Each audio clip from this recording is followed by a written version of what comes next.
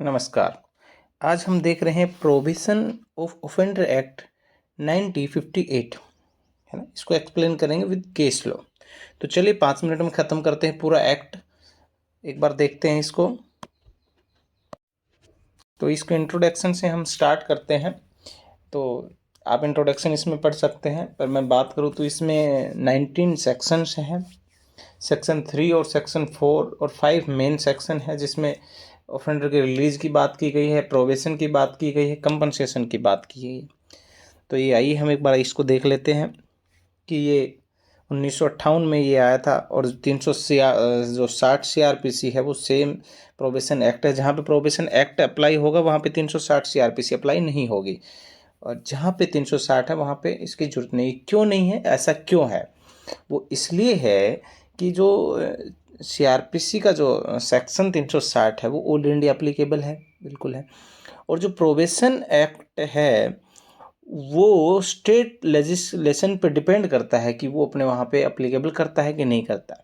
जैसे कि राजस्थान ने 1962 में इसे अप्लीकेबल बनाया, हरियाणा ने 1971 में बनाया। तो अलग अलग स्टेट ने अपनी मर्जी से इसको लिया है। 1958 में एक्ट आ गया, लेकिन वो स्टेट पे डिपेंड करता है कि वो इसको लागू करे कि नहीं करे। अब अगर इसको लागू नहीं करता है तो 360 CRPC ऑटोमेटिक है। अगर इसको अप्लाई करता है तो 360 CRPC अप्लाई नहीं होगी, फिर यही होगा। ठीक है, ये है। पहले ये इसमें बताया गया है कि CRPC का जो 562 सेक्शन, मतलब अभी तो है ही नहीं, 508 484 सेक्शन है। जो पहले CRPC थी 1898 की जो CRPC थी उसमें इसका प्रोविज़न था। तो इसका ये इंट्रोडक्शन है। इसमें आप इंट्रोडक्शन देख लीजिए, आप इसको पॉज करके इसके नोट्स भी बना सकते हैं। मैं बोल रहा हूँ कुछ इससे रिलेटेड बोल रहा हूँ, कुछ एक्स्ट्रा बता रहा हूँ, तो आप उसको नोट भी कर सकते हैं। ठीक है, उसके बाद हम देख लेते हैं कि ये जो एक्ट आया इसका एम और ऑब्जेक्टिव क्या है। तो main aim and objective of the probation is to permanently reform the law breakers. इसका मेन ऑब्जेक्ट यही है, जो जुनाइल, जो बच्चे 18 साल से 21 साल से जो छोटे, जो माइनर है, जो ऑफेंडर है, जो ऑफेंस करते हैं, उनको सुधरने का मौका दिया जाना चाहिए, उनको सुधारा जाना चाहिए। इसका मेन मोटिव यही है। The objective is to give a chance to the anti social person to willingly cooperate with the society. मतलब एक बार किसी ने ऑफेंस कर दी, बाई मिस्टेक कर दी, जानबूझ के कर दी, जैसे भी कर दी, तो उसके बाद दोबारा वो ऑफेंडर ना बन जाए, उसको दोबारा सोसाइटी में रिफॉर्म किया जाए, दोबारा सोसाइटी के साथ में रहे। यही इसका मेन मोटिव है। इसीलिए यही है उनको जो उनके बेनिफिट के लिए इस एक्ट को बनाया गया। तो देख लेते हैं। It is the substitution for imprisonment will not always serve the purpose of the eliminating the crime. ठीक बात है कि हमेशा इम्प्रिजमेंट जो है वो हमेशा ही एलिमिनेट नहीं करता है, क्राइम को रिमूव नहीं करता, कोई ज़रूरी नहीं है। तो law is more to reform the offender then the punish him. This is what is the generally called probation, or simply it can be understand the conditional release of an offender on the promise of the good behavior, कि उसके good behaviour के promise पे उसको हम probation दे रहे हैं, उसको release कर रहे हैं।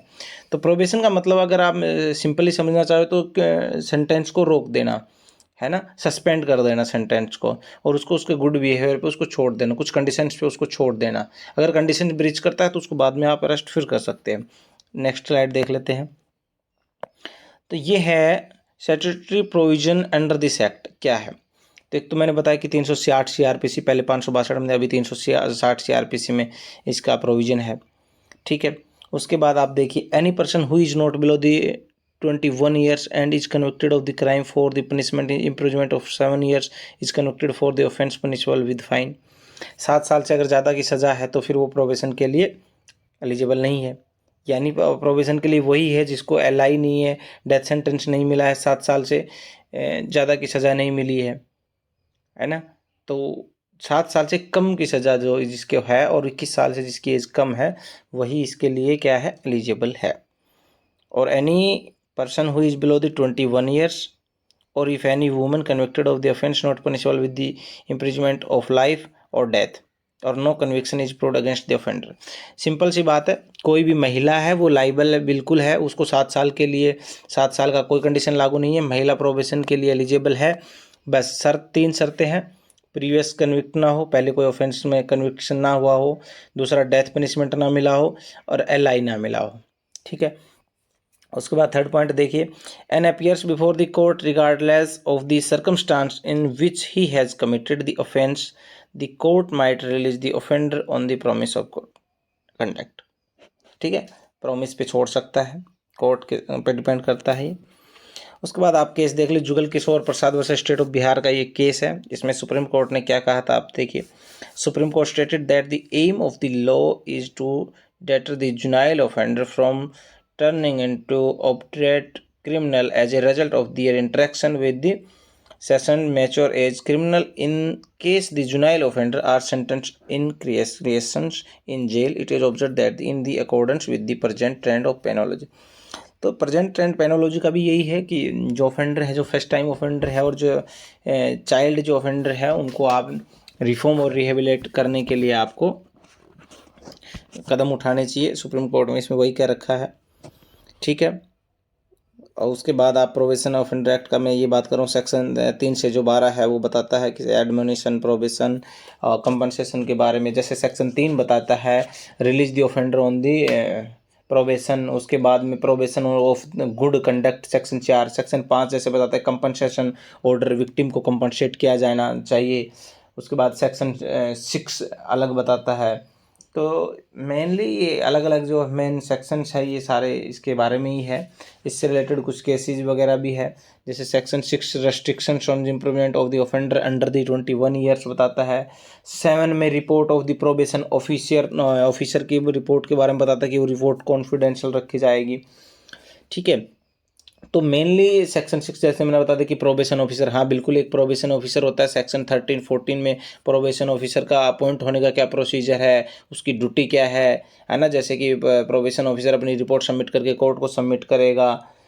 ठीक है, और क्या क्या कंडीशन है प्रोबेशन के लिए, प्रोबेशन किन मामलों में दिया जा सकता है, किन में नहीं दिया जा सकता, ये सब इसी एक्ट में है। ओनली 19 सेक्शन है। सेक्शन 18 मानो, क्योंकि सेक्शन 18 सेक्शन है वो सेविंग क्लोज हो चुका है, सेविंग हो चुका है। ठीक है, तो ये इसमें है। अब आगे देख लेते हैं इसको, एडमोनिशन की जैसे मैंने बात की सेक्शन 3 में। Section 3 of the probation of the offender act क्या कहता है, deals with the power of the court to release the offender after admonition. Admonition का मतलब अगर मैं कहना चाहूँ हिंदी में तो डांट फटकार, यानी डांट फटकार के छोड़ देना। Release the offender after admonition. An admonition in the literal terms means a firm warning or reprimand. Section 3 says how the offender is benefited on the basis of the admonition after satisfying following condition। कुछ conditions हैं, उन conditions को अगर fulfil होती है तो ही आप admonition दे सकते हो। ऐसा नहीं कि एडमोनिशन किसी भी केस में दे सकते हो। जैसे कि बताया कि मैंने IPC की ये सेक्शन है, सेक्शन 379 है, 380 है, 381 है, सेक्शन 404 है, सेक्शन 420 है। 420 का सबको पता है, चीटिंग के बारे में है। और थेफ्ट, ये थेफ्ट हो गया, जैसे कि इसमें मैंने बताया है कि ये 379 है, इसमें थेफ्ट हो गया है। 380 है, थेफ्ट इन बिल्डिंग हो गया। 381 है, theft in the theft by the clerk, by servant, ये सब हो गया। इसमें ये पॉइंट देख लेते हैं। An offender should not previously be convicted for the same offence, पहले किसी ऑफेंस के लिए कन्विक्टेड नहीं हुआ हो। Court consider the nature of the, हाँ कोर्ट हमेशा ऑफेंस का नेचर और ऑफेंडर का करेक्टर देखे उसके बाद एडमोनिशन देगा। सेक्शन 4 की बात करूँ तो मैं प्रोबेशन ऑफ गुड कंडक्ट, यानी ऑफेंडर को प्रोबेशन दिया जा रहा है सेक्शन 4 के अंडर, किसमें, गुड कंडक्ट पे। ये देख लीजिए, probation on good conduct section 4 पे दे रखा है। इसमें क्या क्या चीज़ें, इसमें मैंने बताया कि वो डेथ सेंटेंस नहीं होना चाहिए, LI नहीं होना चाहिए, 7 ईयर्स नहीं होना चाहिए। अगर महिला है तो फिर उसको डेथ और LI नहीं होना चाहिए, प्रीवियस कन्विक्शन बिल्कुल भी नहीं होना चाहिए। कोर्ट हमेशा ऑफेंस नेचर देखेगा, उसका ऑफेंस का करेक्टर देखेगा ऑफेंडर का। ये सब चीज़ें प्रोबेशन में है। इसमें एक प्रोबेशन ऑफिसर की बात की गई है, बिल्कुल सही बात है। सेक्शन 13-14 में प्रोबेशन ऑफिसर के बारे में बताया गया है। और सेक्शन मैंने बताया कि अभी 7 और 8 है जो प्रोबेशन ऑफिसर की रिपोर्ट के बारे में बताया गया। तो प्रोबेशन की रिपोर्ट कंपलसरी नहीं है इसके अंदर, ठीक है ना। बस ये एक मेन पॉइंट है कि इसमें जो प्रोबेशन गुड कंडक्ट पे, इसमें इसकी रिपोर्ट कंपलसरी नहीं है। उसके बाद केस लॉ देख लेते हैं। श्रीमती देवकी और स्टेट ऑफ हरियाणा का केस है। सेक्शन 4 में प्रोबेशन दिया गया है। इसमें क्या क्या गया है, section 4 would not be extended to the abominable culprit who was found guilty of abducting a teenage girl and forcing her sexual submission with the commercial motive।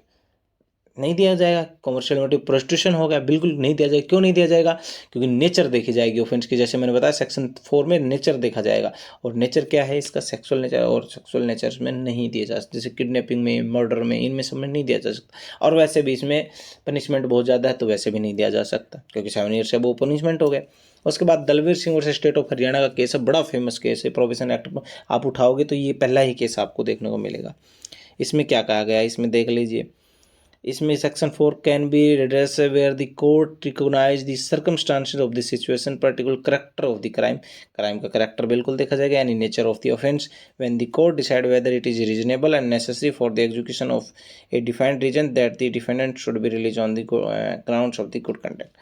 अगर कोर्ट को लगता है हाँ बिल्कुल इसको दिया जाना चाहिए, तो कोर्ट उसको दे सकता है। फूल सिंह और स्टेट ऑफ हरियाणा का केस है, ये केस है, ये आप नोट कर लीजिए, अपने नोट साथ के साथ बनाते चले, एक बार वीडियो को पॉज करें और राइट डाउन कर ले, है ना। कॉस्ट और कंपनसेशन की बात करते, तो मैंने कहा था कि सेक्शन 3 और 4 और 5 ये तीनों के तीनों सेक्शन है, ये बताते हैं powers of the court under the probation offender act. ठीक है, सेक्शन 5 पावर ऑफ कोर्ट की पावर बता रहा है, सेक्शन 5 यही कह रहा है कि सेक्शन 3 और 4 में आप जिसको दे रहे हो, रिलीज कर रहे हो जिस पर्सन को, प्रोबेशन एडमिनिशन आफ्टर एडमिनिशन, उस पर आप कंपनसेट मतलब उस पर आप कॉस्ट लगा सकते हैं। ठीक है, फाइन इम्पोज कर सकते हैं, उसको फाइन किसको देना होगा? विक्टिम को देना होगा। ठीक है, हाँ बिल्कुल, ऑर्डर ऑफ द फाइन या order of the compensation, order for compensation to the victim. उसके बाद offence for which the over can not be granted under, कौन से मामलों में आप नहीं कर सकते? ठीक है ना, और सेक्शन 19 यही कहता है कौन से मामलों में आप नहीं कर सकते। जैसे 409 है, क्रिमिनल ब्रीच ऑफ ट्रस्ट है, 467 है, फोर्जरी है, 471 forgery to document, related to document है केस है। ये देखिए आप, Shri advocate Shri P K. Ravishankar state of Gujarat versus V.A. Chauhan का केस है, सेक्शन 1983 का ये केस है। Court did not grant the release of the offender on the basis of the section 3 and 4 on the provision offender act. ठीक है, देव की स्टेट ऑफ हरियाणा, थोड़ी देर पहले हमने ये केस देखा था, सेक्सुअल से रिलेटेड था, टीनेज को अबडक्ट करके सेक्स कॉमर्शियल सेक्स मोटिव से उसको टीनेज गर्ल को फोर्स किया गया सेक्सुअल के एक्ट के लिए। तो ये केस है 325 में, जैसे कि ग्रीवियस हर्ट है उसमें बिल्कुल नेचर देखा जाएगा, किसी 325 के सेक्शन में दे देते, किसी में नहीं देते हैं। State of Sikkim versus Dorji Sherpa का केस है, तो ये आप केस लो, आप नोट कर लीजिए, स्क्रीनशॉट ले लीजिए इसका। ठीक है, तो ये आपका हो गया प्रोबेशन ऑफ ऑफेंडर एक्ट।